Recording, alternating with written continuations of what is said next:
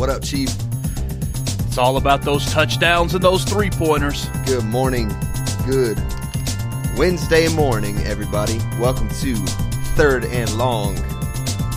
I am your host, Clay. And as always, I'm here with the Chief himself. Hello, everybody. In the flesh. On a cold, brisk Wednesday morning. It was tough. I had a tough time getting up. I was fine this morning. Yeah? I think maybe one day I'll get past that, but it's not today. No, it's already too late to get past it today. Yeah, I mean, I've missed the boat as far as that goes. Yeah. Well, let's talk sports, man. Let's do it. Let's jump right into it. We got no witty banter set up. I don't even have. It's too early for your witty banter. I don't have any coffee in my mug. I don't have any Pepsi Zero. I don't even have any Coke Zero Sugar. I don't even have the lesser. Just so the audience knows, I'm drinking Coca-Cola, but somebody brought it to me. Just so you know that you haven't spent any money on a Coke. Correct. Yeah, let's jump right into it, man. We got some bowls coming up. Yes, we do. Because you got the schedule over there. It looks like what I'm going to do is every week we're going to talk about the bowls happening during that week. Yeah. So we're going to tackle the bowl that's coming up between our weekend. shows. Yeah, between Wednesdays, and then we're going to pick, and then we're going to keep score between the Chief and I, and whoever wins, I don't know. Yeah, you don't get anything. Just bragging rights. Real competitors don't actually need a prize. Wow. Just the satisfaction of winning is all you need. And to avoid the agony of defeat. Yes. Okay, that's fair. I'm down with that. Yeah. Let's do it. All right, who we got this weekend? All right, December 16th. Yeah. Okay. First one, the Celebration Bowl. Now, first of all, I'd like to tell our audience that I'm not an advocate that all of these people should be in bowls. I think some of these bowls should be eliminated. Oh, we're talking about college football bowls too. I don't think we said that. What other bowls would be? I don't know. We don't cover the PBA here. We're starting with we're starting with college football this morning. All right. Yeah. So anyway, just for clarification, you know how I am.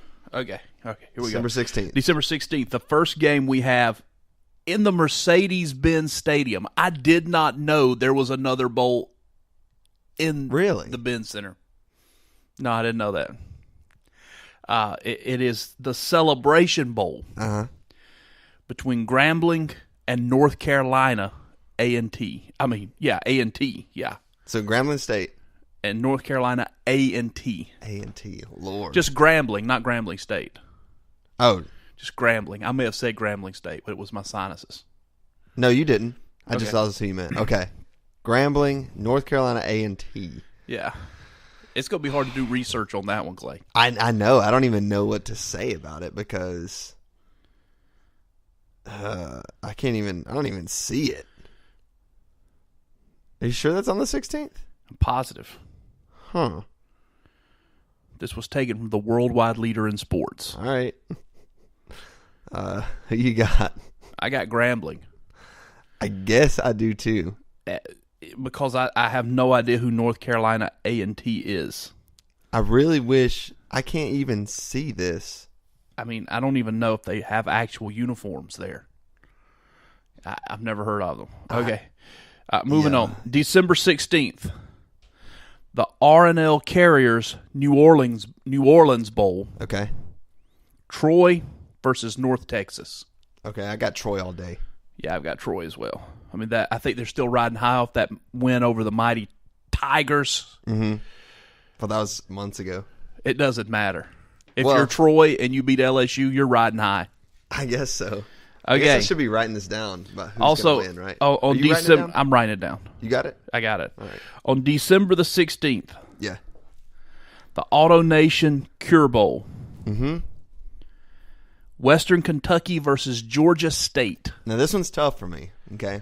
Because Georgia State, I live in the state of Georgia. Right. But new Florida State head coach, Willie Taggart, yes, was at Western Kentucky and really turned it around. So I love how these selections are made not based on the actual ability of the team, but the connections that you have to the team. I'm going Hilltoppers, man. I also chose Western Kentucky. So far we've chosen the same teams. This is a perfect storm for a tie. There's going to be something that sets it off, though, and I think it's the next one. Okay, December 16th, the Las Vegas Bowl. Yep. We've got number 25 Boise State versus unranked Oregon. Yeah, I got to go Boise State.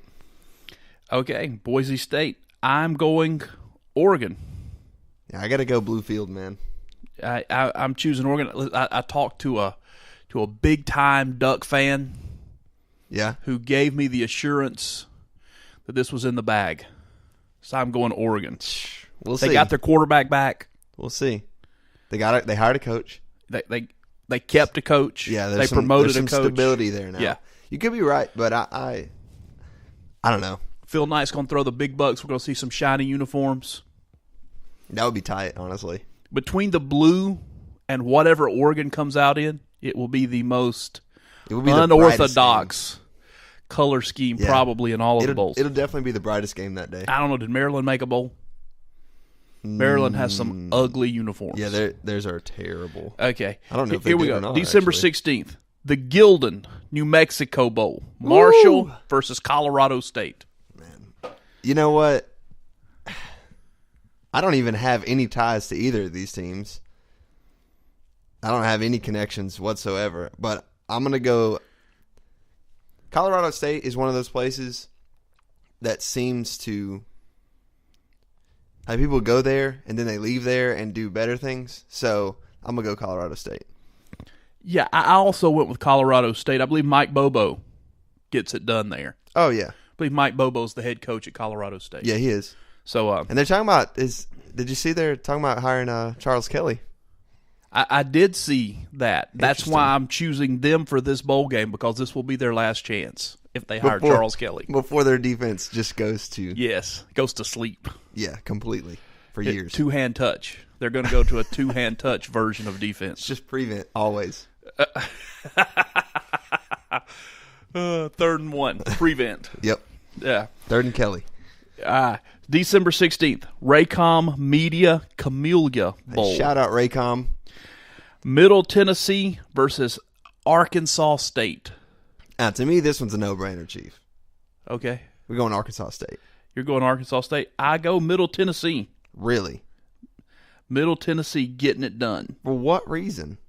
Well, they're in the middle of Tennessee. I know, but I just want you... So they have fought the forces from each side of Tennessee, and because of that pressure that they have formulated a great way to overcome pressure, and they will overcome the pressure of Arkansas State. Really, okay. I just guessed. Yeah, that seems like you made all that up. But okay. I guessed. Okay, December 19th. Mm-hmm. The Cheribundi Tart Cherry Boca Raton Bowl with Akron and Florida Atlantic. The name of that bowl is just ridiculous. Would you like me to say it again? Yes. The Cheribundi Tart Cherry Boca Raton Bowl. They couldn't pick one name, could they? No. So they just Cheribundi Bowl. Yeah, this one is also no-brainer. But you couldn't call it the Tart Cherry Bowl. No, it sounds like a bowl of tart cherries. You could call it the Boca Raton Bowl. You could, yeah. Or the Cheribundi Bowl. Why do you have to put all those names? This is no-brainer for me. Lane Kiffin and FAU get it done. Because, big. Yeah, I mean, first of all, FAU's got some serious talent for the conference that they're in. Lane Kiffin is just hilarious. And if you judge this season, pretty good coach. This is going to be this bowl game. I'm calling it right now. This bowl game will have the largest, the largest point differential of any bowl game. Lane Kiffin is going to win this game bigger than any other bowl will be won. I think he's going to put some points up, and he's just going to keep putting points up. He's the only game that day, so he's going to have a national audience. Yep. Yeah, he's going to get. Their FAU, just for fun, their only losses this season were Navy, Wisconsin, who's number 9. Yeah, that's a pretty quality loss, and then Buffalo, which I don't How does that happen? I think he was probably busy tweeting. Probably so. Forgot the game plan. Probably so. They got to Friday, said, Coach, when does the bus leave? He said, a bus for what? The game. Oh, we play this week? Yeah, he just forgot Buffalo. Sorry, guys. It's just an insult to them. Okay, so that's the bowls in between now and next Wednesday. Yes. Yeah. Cool. Well, let's talk before we let's talk. Can we talk college coaching? Yeah, we can hit the carousel real quick. Okay, let's talk college coaching. We have some additional clarity. The only the only two schools that have not yet named a coach, from the information that I have found. Okay. Kent State, still no coach. Yep. Louisiana Lafayette, still no coach. Okay. I believe Louisiana Lafayette may be holding out for Les Miles. I don't know. That would be a huge win for them. Yeah, it would. Get the Mad Hatter back on the field. This happened in between the last show and this one. I think, Jeremy Pruitt was hired at Tennessee. Yeah, absolutely. As a matter of fact, I got a little statistic here for you. I got something I want to share with you. Give it to me. About Jeremy Pruitt. Tennessee tried to hire Greg Schiano. Yes. They actually promised him the job. Mm-hmm. Those good old volunteer fans rioted on the campus. Yes. So they did not sign the official offer. Right. And he was not hired. Mm-hmm. Some details of that contract have surfaced. They had offered Schiano $27.7 million over 6 years. Yeah. So that's a little over $4.5 million a year. They fire the athletic director through this also. Mm-hmm. They bring in Hall of Fame coach Phil Fulmer. Yes. Who came to the job with his favorite for the job. His top candidate, Jeremy Pruitt. Mm-hmm. He goes out, he gets Jeremy Pruitt, and they're paying Pruitt $4.1 million a year. Yes. So let's just assume that that's the same 6 years. Mm-hmm. They're saving $3 million total. Yeah, by going with Pruitt instead of Schiano, and I think they got a better coach.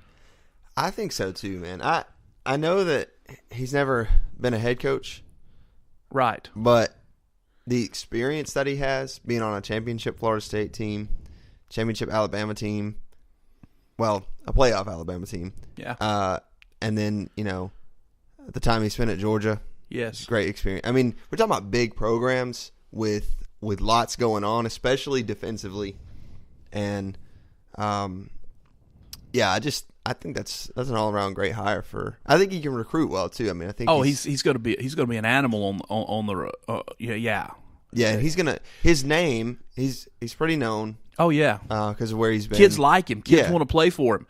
Most people don't realize that he dates back to that. And I don't remember the name of the TV show. I think it was on MTV, maybe VH1, maybe BET. I'm not sure. Okay. But it followed a high school football team, like a reality show.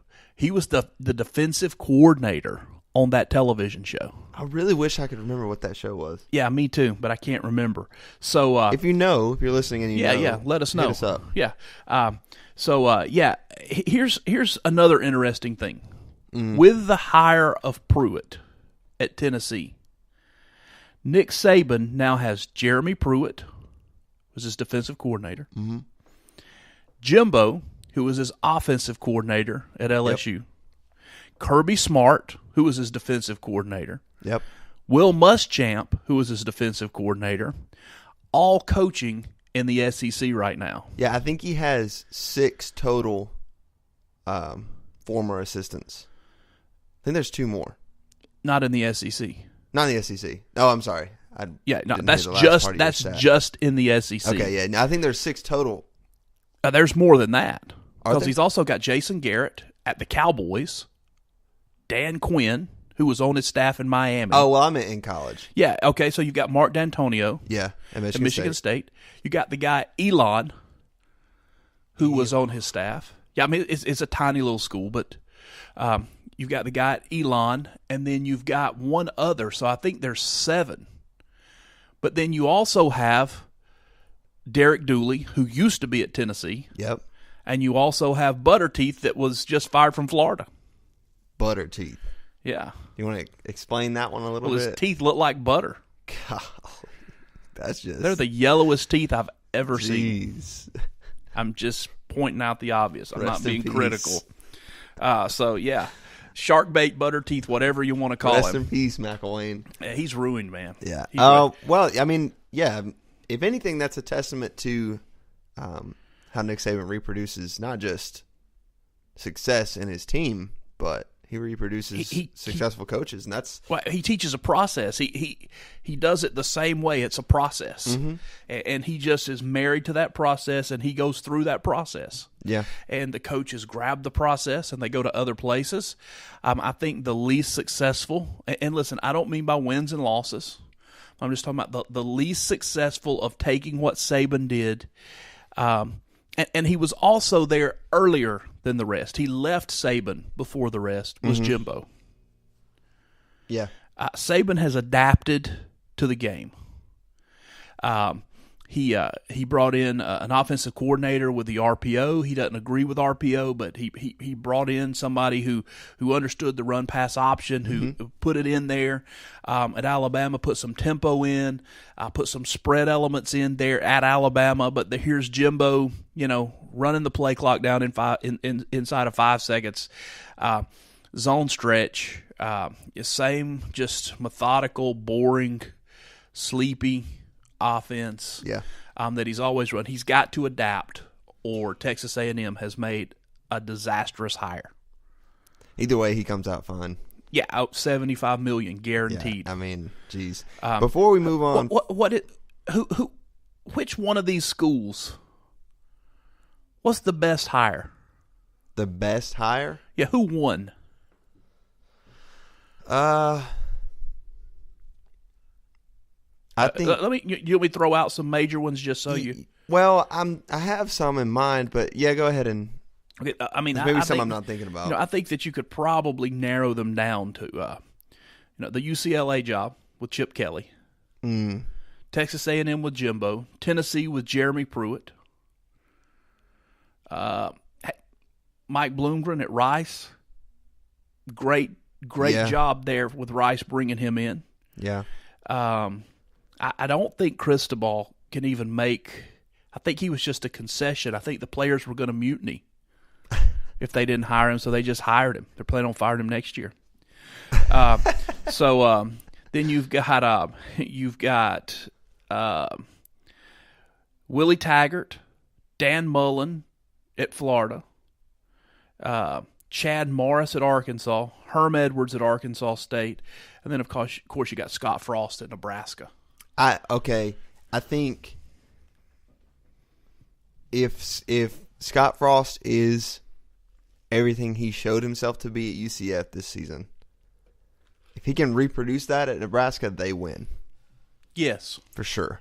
I think they need new life. They need that energy. But let's face it, you're not going to go to Nebraska in today's climate and win a national championship, probably. I don't know, man. I still think it's possible. Yeah, I mean, if he's really as great as he appears to be. But other than that, as much as I hate to say it, I think UCLA they did pretty well getting Chip Kelly. That's cool. As long as he doesn't get him on probation. Right. As long as nothing crazy, ridiculous happens. But you know what? I think Florida did a really good job. Picking up Dan Mullen, yeah. I think it's gonna. I think we'll bring them at least back to relevance. Maybe. Which is what you need at this point. I think that when I look at this list, I think the big win for me, just the splash hire, of course, would be Chip Kelly. He's the splash hire. Yeah. But I'm going to say the big win. I'm going to say there's two big wins. Okay. I'm going to say Tennessee bringing in Jeremy Pruitt was probably the biggest win. Yeah. I think he's going to turn that program around. I think he's going to put an incredible coaching staff together. He's going to be able to recruit, and he's going to be able to get kids to Tennessee. I think that is going to be the biggest win. I believe he could bring Tennessee to relevance. They're finally going to beat the Gators again. Maybe not next year, but they're going to beat the Gators. But I also believe that Arizona State was a huge winner with Herm Edwards. Yeah. Not from a football coaching perspective, though. But I believe Arizona State has realized who they are. They're not going to compete for a national championship. They brought in someone who is going to build strong, grounded young men. Yeah. And Herm Edwards will be able to take those recruits that nobody else wants because of their troubled pasts. Oh, yeah. Because of the trouble they've got into. Going to throw them out there in the middle of the desert. Mm-hmm. Where and isolate them out there in the sands of the desert. And he's going to mold and shape young men, and we're going to see some great stories come out of that Arizona State program. So, I think Herm Edwards was a great win. That's a fair analysis. Well, you want to wrap up college football, or what do you want to do? Yeah, I want to wrap it up, but I want to wrap it up with this. I just thought this was interesting. This was on WSB TV. And this, since the Bulldogs are going to the playoff and playing Oklahoma, right? Playoff bound. Yeah, they pulled the key players from the team and they put their majors, what they're majoring in. This is always interesting to me when you see, because you look at these guys and you see them, balling out. They're playing football and they're incredible athletes. And we talk about NFL, we talk about pro, and if we're not talking about that, you're talking about CFL maybe, or you're talking about coaching, that kind of thing. But then you see what these guys are actually into. Yeah. So I just want to read a couple of these that I think are cool. Jake Fromm. Yes. Is in finance. Which, I read that, and his Twitter is Jake from State From. Have you seen that?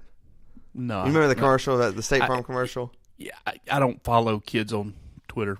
I don't follow him either. I don't know how I saw it. Okay. I think it's a little creepy, but okay, go ahead. Yeah, I don't follow him, but yeah. So he's in finance. Jacob Eason's in journalism. Nick Chubb is in agriculture and applied economics. Okay, yeah, I did know that. Mm-hmm. I saw some kind of special done with him. His plans after football are to return to his family farm. And just be a farmer. Just be a farmer. Really? Yeah, to feed people. Really? Well, surely he's got a shot. Food sovereignty. Surely he's got a shot in the NFL, though. Oh, he's gonna make some. Yeah, he's gonna make some bucks in the NFL. Then he's gonna go back and he's gonna. Yeah, absolutely. Just be Sony Michel's in communication studies. Yeah. Which kind of makes sense. He's pretty well spoken. Yeah.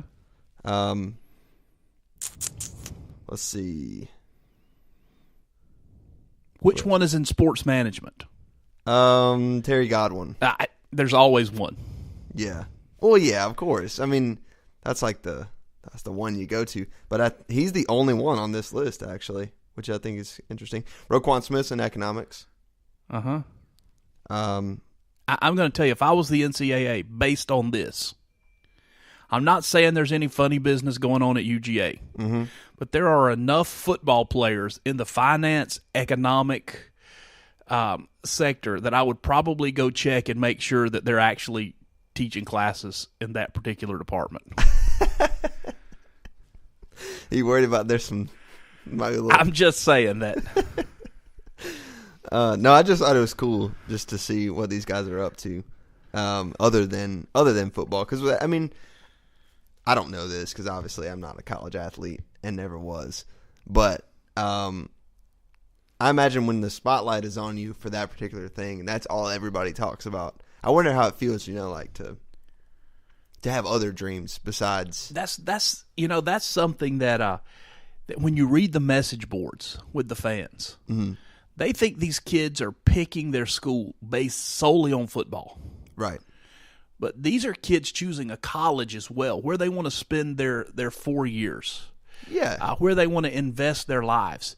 And it's so much bigger than football. And these coaches that are fired, these coaches that leave and move, they're so much more than coaches to these young men. They're father figures to these young men. They help them through their girlfriends breaking up with them. They help them through their parents being sick. They help them through all those things. And let me just say, I made a statement, about Charles Kelly. I don't think Charles Kelly's a good defensive coordinator, but I think he's an incredible man, human being.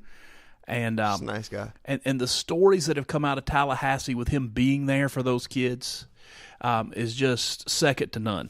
I would like to give a shout out to Charles Kelly. Just thank you for being you and helping build young men, and go to Colorado and help those guys, because let's face it, the people that Colorado are recruiting, they're probably not going there for football, but because of legislation. Perhaps. They should be able to recruit to Colorado. You think it should be easier now? It should be easier, yes. Recruiting. Yeah. Let me. Ohio State is putting together one of the greatest classes in the history of college football recruiting. Incredible class. 21 total commits. Okay. 5 3-stars. Yeah. 16 4-stars. 2 3-stars. Wow. A class average of 94.87. I don't think there's ever been a class with a 95 or higher rating. Ever in the history? Ever. Ever? I don't think so. No, that's insane what they're putting together. Texas has the number 2 ranked recruiting class. Mm-hmm. Miami number 3, Georgia number 4, Penn State number 5. This is going to be fun to watch. There's some schools that are really just really improving themselves on the recruiting trail. But yeah, that's what I've got from college football from my side, Clay. I'll say this, that it was a lot more fun when Florida State was in the top 10 recruiting classes. Well, we were up until 10 days ago. Yeah. We've fallen from number 6 to number 31. Or 38. 38. Yeah. Yeah. Ugh. It's all right. It'll come back. It'll bounce back. It's going to be a good weekend in Tallahassee this weekend. It is. Let's move on. Let's move on to the next level. Let's go to NFL. NFL. Because this is an interesting article here. It's from NBC Sports. And it says the NFL could set the record for most worst to first teams. The Eagles are in. Will the Panthers, Jaguars, and or Chargers join them? All 4 of those teams finished last place in 2016. If all 4 win their divisions this season, it would set the record for most worst to first teams in NFL history. In both 05 and 06, 3 teams went from worst to first. The Bears, Giants, and Bucks accomplished it in 05, and the Ravens, Saints, and Eagles did it the following year. So, long story short is the playoff picture for the NFL is pretty interesting, full of chaos and madness, and it continues to get crazier. So did you see this? Aaron Rodgers is back. He's been cleared medically to join back with the Packers and play, which is good for them. But speaking of the Eagles, who are already clinched their spot, they lost Carson Wentz to ACL. So, and then you have, teams like the Falcons who are just kind of can't really decide if they want to be there or be in the picture at all. Maybe they do. It seems like they do sometimes. But I'm looking here at the actual records. Yeah. In front of me, the old adage, win 10 and you're in. Mm-hmm. The Falcons still have a great shot at getting to 10 games. Mm-hmm. I don't know if they will make it, but they could get to 10 games. The playoffs are a big deal. It's a bigger deal now. I think the wild card is a bigger deal now with Wentz being down. I believe that's going to really limit Philadelphia and what they're able to do. Yeah. So, you get there. Minnesota's had a great year, even without Dalvin Cook. And changing quarterbacks. Yeah, I mean, so, the Rams playing good football. They really are, man. It's kind of... it's going to be interesting to see how that all plays out headed towards the playoffs because, I'm not a huge fan of the NFL. I know. And it has nothing to do with protests and all of that stuff. No, you didn't like it before all that. Yeah, no, I'm not a huge NFL fan. But what is it? What's the problem with it? What bugs you about it? I don't know. You really don't know? I really don't know. Maybe it's because most of the games are on Sundays. And you don't really have time to... And I'm not really in the football mood. So maybe that's it. But also, it seems like these players that appear to love the game so much in college, you don't see that love for the game in their eyes on Sundays. They're just out there. They're going to work. And, that's just... That kills it for me. Yeah, I mean, I know what you're saying, and I'm sure that is the case, but I feel like in recent years, the last couple, I feel like there's a little more fire in it. There's a little more maybe competition, and also those big plays that make college football so exciting. You don't see as many of those big plays in the NFL. No, it's a little less explosive. Yeah. So maybe that's part of it as well. Just 'cause everybody's so good at what they do at that point. Right, it's the best of the best. Yeah. Yeah, and so I understand. Yeah, so I don't know what it is. I mean, it's not that I hate the NFL. I'll watch a game if it's on. I usually just kind of catch the highlights afterwards. Yeah, see, I just I think probably I'm still picking New England to win it all again. Dude, they lost to the Dolphins the other night. It doesn't matter. I know it really doesn't matter. Tom Brady is gonna pull some heroics out. He's gonna let some air out of some footballs, whatever he needs to do to be able to pull them out in crunch time. No, you know what? Who's gonna beat them, Clay? I mean, don't say the Dolphins. The Dolphins already beat them. Who's going to beat them in the playoffs? Dang. I don't know. Okay. The Eagles were. Are they gonna make the Super Bowl? The Pats? Yeah. I don't know. I don't think they make it this year. Who from the AFC beats them? They've got the second best record behind the Steelers. Right. Big Ben moves as well as I do. Yes. Well, the Steelers can get it done, though. He did throw for over 5. Antonio Brown. He threw for over 500 yards. He has had 3 Big Ben's who I'm talking about. 3 games in his career where he's thrown for over 500 yards. That's impressive. Yeah, it's serious. That's an arm. But still, they're not going to beat the Pats. Like, you won't even throw the football in the parking lot with me because your arm hurts. My shoulder. Yeah, but I'm not an NFL quarterback either. No. Okay, so I think the Steelers are a better team. They just all around. So you think the Steelers are going to make the Super Bowl? Probably, yeah. Or the Jags? Hey, if the Jags can make the Super Bowl, I would go buy a Jags jersey. I actually would too. Because, well, first of all, as a matter of fact, in my Madden season. Oh yeah, you're playing Madden now. I've been trying to get Jalen Ramsey. I've been trying to trade for Jalen Ramsey, and the Jags will not let him go. And they shouldn't. I tried to trade Matt Ryan. Oh my God. Matt Ryan. Why would you do that? And a second-round pick. And they said, him up. No thanks. Wow. See, somebody at the Jags knows what's up, even on Madden. What they need to do is create a feature where you can turn off trade rejections. So that I can build my team. Just build your super team. Yes. It wouldn't be a super team. It'd be an FSU team. I'd have Devontae as my starting running back. I'd have Dalvin as my backup running back. Mm-hmm. I can't even get Dalvin. Vikings won't give him up. No. It's ridiculous. I'm telling you, bro. They know what's up. Yeah, if the Jags could come out somehow, that would be incredible. I don't think it's going to happen. It's going to be between the Steelers and the Patriots.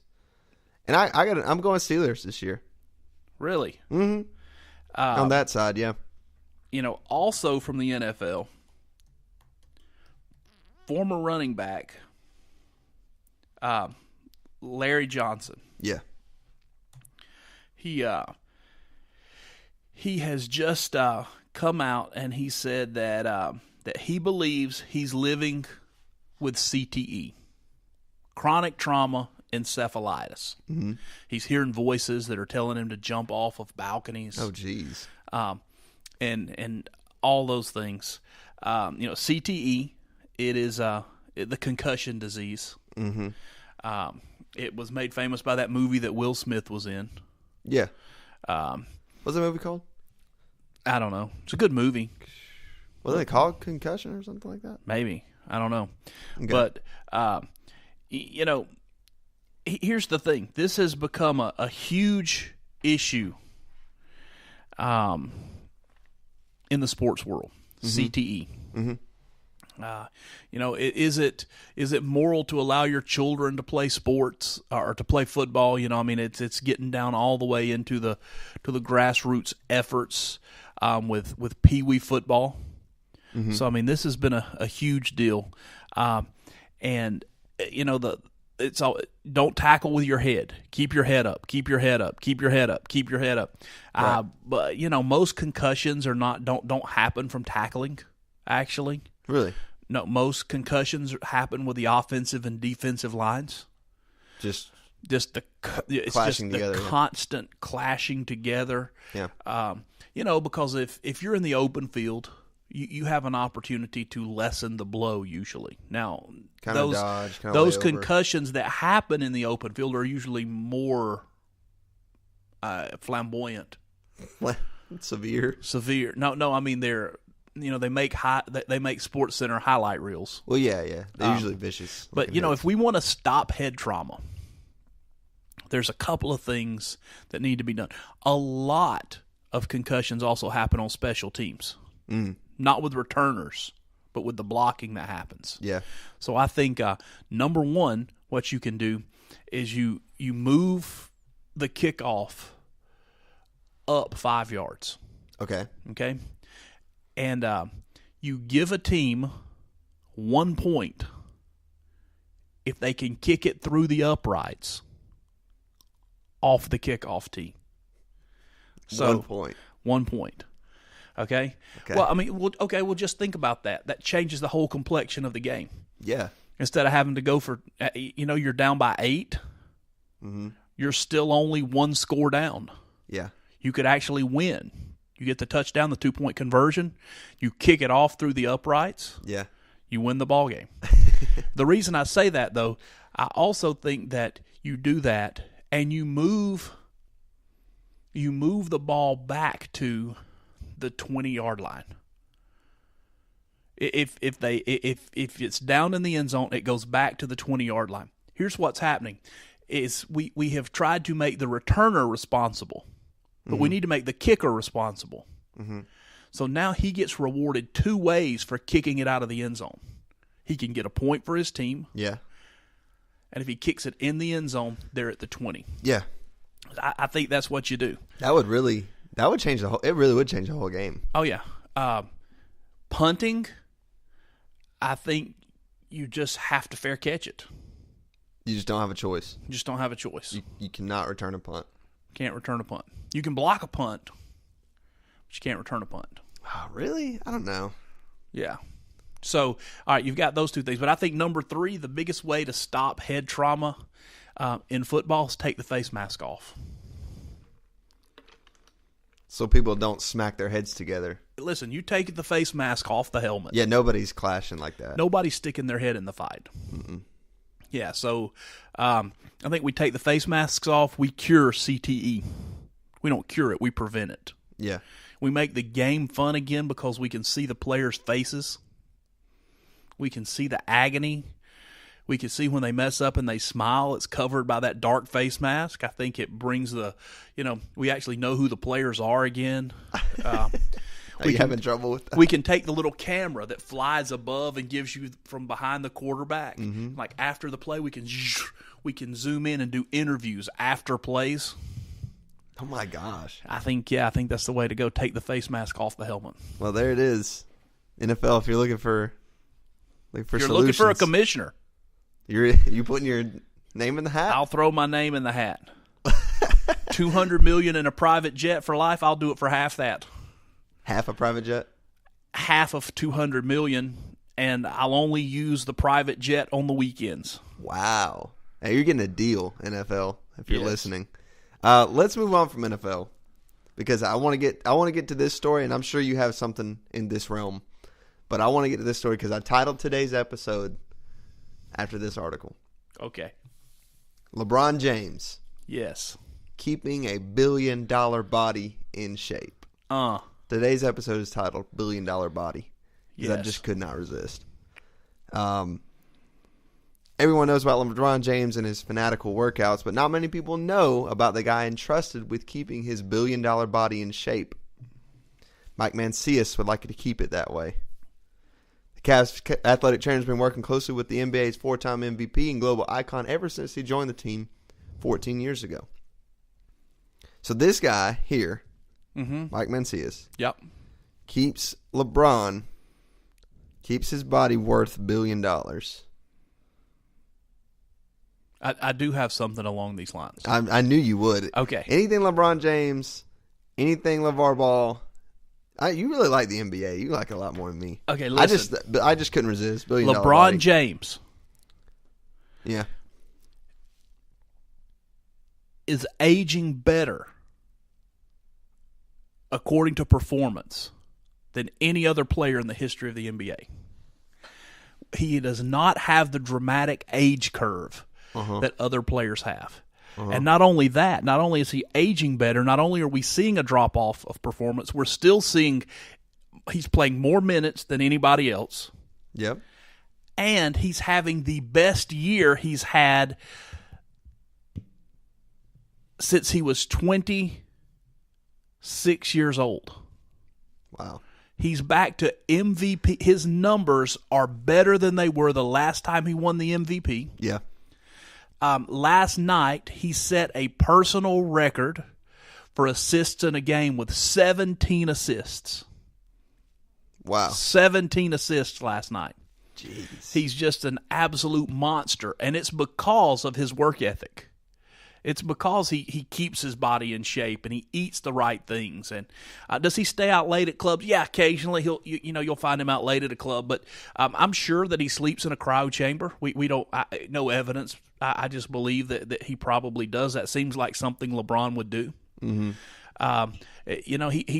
He's just one of the greatest athletes the world has ever seen. Yeah. And I'm going to go ahead and say it. The second best basketball player the world has ever seen. He's not the best. He's the second best. Second best. Yeah, only Jordan is better. Lots of people will be upset with you saying that. Who's better? No, I'm just saying which one is better. You're saying that a lot of people would say LeBron is better. I think there are a lot of younger people that would say that. Oh yeah, he's not better than MJ yet.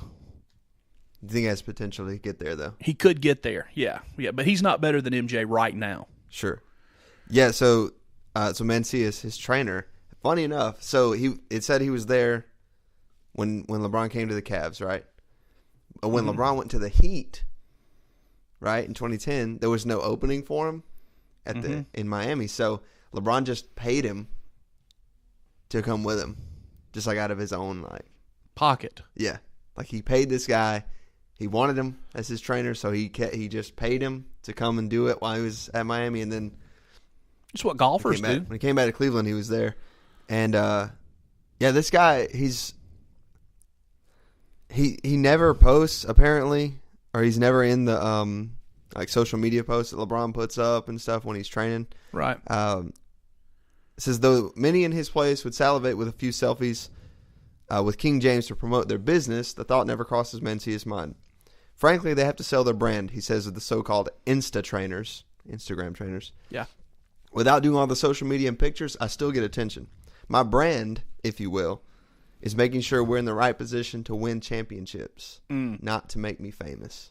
Oh. That's a serious philosophy. Trainer to the champion. Yeah. Not champions. Right. Trainer to the champion. To the champion. Speaking of champions. Yeah, come on. I want to talk about a champion. All right. I want to talk about the one who could take Michael Jordan one-on-one. I want to talk about the one who Here we go. knows all the answers to all things. Mm-hmm. None other than LeVar Ball. Yes.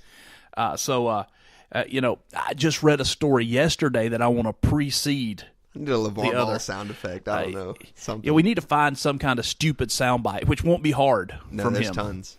Okay. I'll look into it. Evidently, Magic Johnson called him into his office and told him he had to tone it down. Yeah.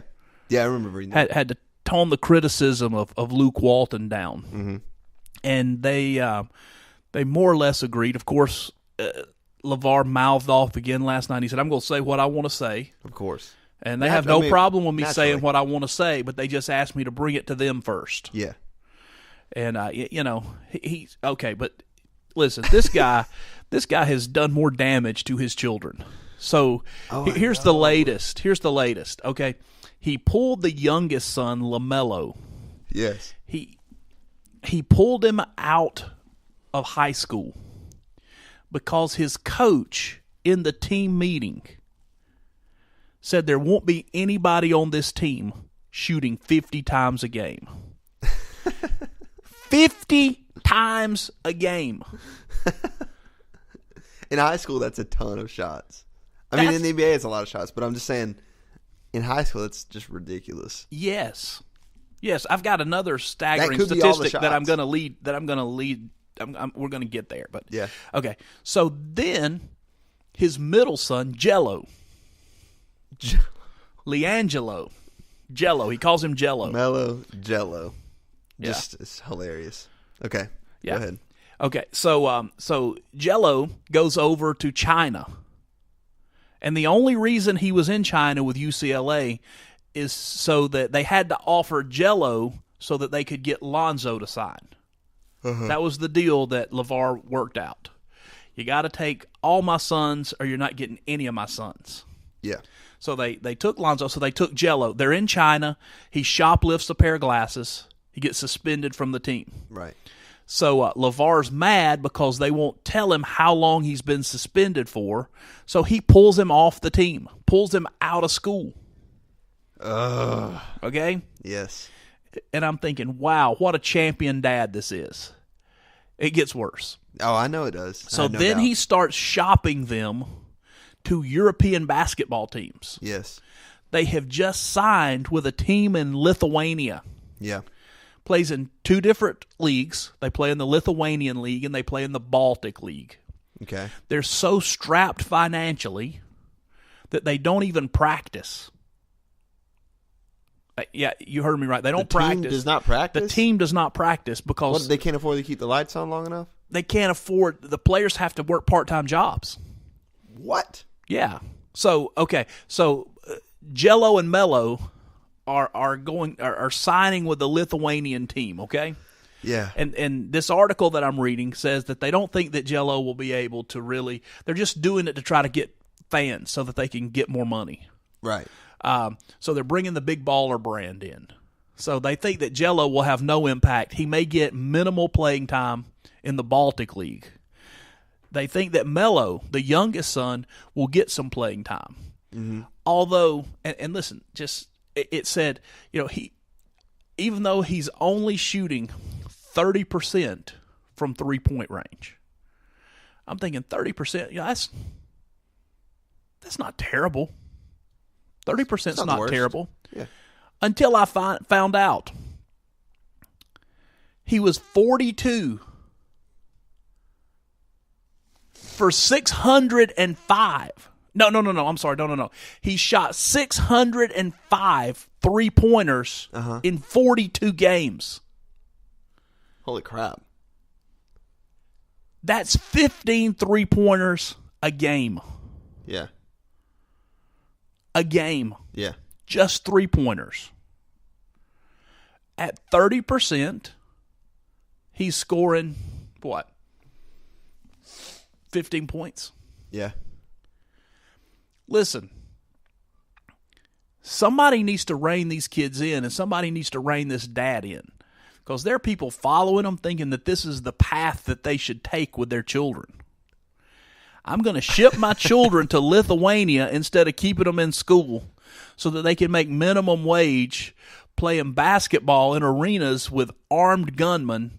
And I'm going to talk about how my 3 boys are all professional basketball players. Get a grip, LeVar. Jeez. Be a dad. Spank that boy's butt for stealing those sunglasses in China. Ground him. Well, maybe you are. You're sending him to Lithuania. Dude, can you imagine if you were grounded to Lithuania? It'd be awful. It really would be. And No listen, offense, Lithuania, but I just don't. And quit using your kids for your own fame. Seriously, bro. Because you could only average 2.1 points per game in college. But he could beat Michael Jordan, Chief. Don't forget that. Don't you forget it. It came out of his mouth. It must be true. It came out of his mouth. It must be true. Something else I just read. Okay. Moving to Major League Baseball. All right, you leaving it basketball in the dust. Disgusts me. All right. LeVar Ball disgusts me. Okay. Moving on to Major League Baseball. I don't have any baseball news, so you Well, go. I just have one. I don't Okay. have any actual baseball news. Okay. Barry Bonds, despite the wishes of Major League Baseball Hall of Fame, is trending for induction into the Hall of Fame. Major League Baseball doesn't want him in the Hall of Fame, Really? but he's trending towards induction. The new, younger voters that are coming in now seem to not care as much Right. about his supposed Alleged. Yeah. performance-enhancing drug use. And he's not going to make it in 2018, but they're thinking probably within the next 2 years, so by 2020, he's going to find his rightful place in Wow. the Major League Baseball Hall of Fame. Yeah, personally, I don't have a problem with that. No, here's my deal. Everybody wants to talk about Barry Bonds, Yeah. steroids. Mark McGwire, steroids. A-Rod, steroids. Mm-hmm. The pitchers are using steroids too. It's not just the hitters. The pitchers are using steroids too. Roger Clemens was a juicer. We're not talking about keeping him out. We're not talking about putting an asterisk by his name. Yeah, it really is just about the hits, isn't it? I never thought about it that way. Yeah, because for some reason, bigger muscles lead to more home runs. Bull. You still got to be able to put the bat on the ball. Yeah, you got to be coordinated. Right. If the pitcher's using steroids, he has more stamina, more elasticity. He there is an advantage for them too. Here's what we should do, Major League Baseball. Just take all those rules away. No rules. I'm talking about performance-enhancing drugs. Yeah. They're grown professional athletes. If that is the road they choose to use, let them do it. They're no longer amateurs. Let them use steroids if they want to use steroids. If they want to destroy themselves with synthetic drugs, let them do it. Let's see how far they can hit it. Let's see how hard they can throw it. It's like government intervention in other things. Well, you got to think at a certain point, given what that stuff does to your body, at a certain point that comes back to bite you.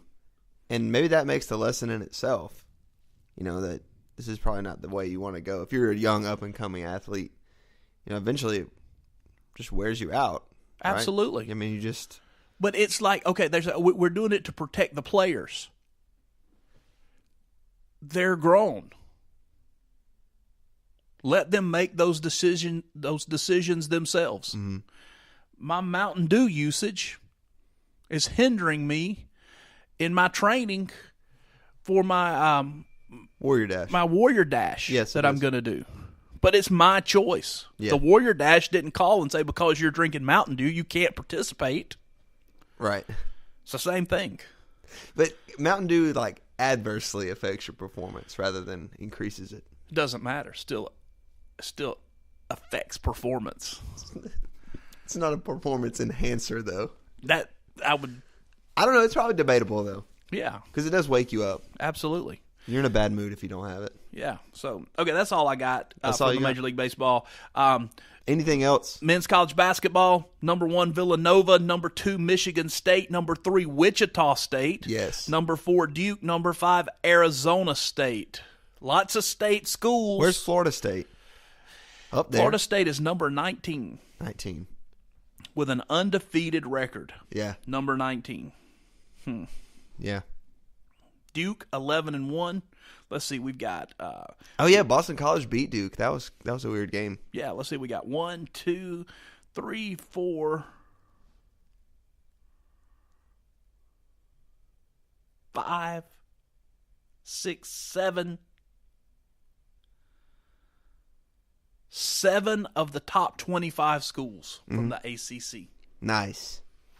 Can't do it in football, but we'll get it done in basketball. Hey, you know, some people say as long as you can get it done, doesn't matter where you get it done. That's right. You know what I'm saying? That's right. Hey, well, let's wrap it up, Chief. We've been on the air for almost an hour now, and it's been fun. Yeah. I love breaking down sports, even though there's a lot coming up. Though I mean, there's a lot coming up. We got more bowls coming up in college football. We got NFL playoffs. We got NHL playoffs. We got college basketball in March. The Olympics before that. I mean, there's no Russian. No Maybe no Russians. U.S. Well, what? Whoa! Is there something else that's broken? Right. Not legality, but there is talk that that we're not going to send athletes because of the danger posed from North Korea. Really? Yes. Oh my Lord. Well, hopefully there will be Olympics coming up then. Hey, next week we can talk college recruiting. The early signing period is on the 22nd. Yes, coming up soon. So we're going to talk college recruiting. We're going to talk the arms race and how important it is to keep up facility-wise and spend money to be able to build your brand. Yes. Because if you don't, if you only have the 11th nicest facility in America, it only gets you a 5-6 record. Yep. Shout Proven out. by Jimbo Fisher. Shout out. Gig 'em, right? Whatever. Guys, thanks so much for being with us. Thanks for listening. Thanks for being on part of the Third Thoughts squad. Listen, join us every Wednesday at 4 p.m. We'll be live for Third Thoughts, which is our current events show. And every Wednesday morning at 9 a.m. live for 30 Long, the sports podcast. My name is Clay. I'm with the Chief. We appreciate you. We'll see you next week. Have a good one, guys.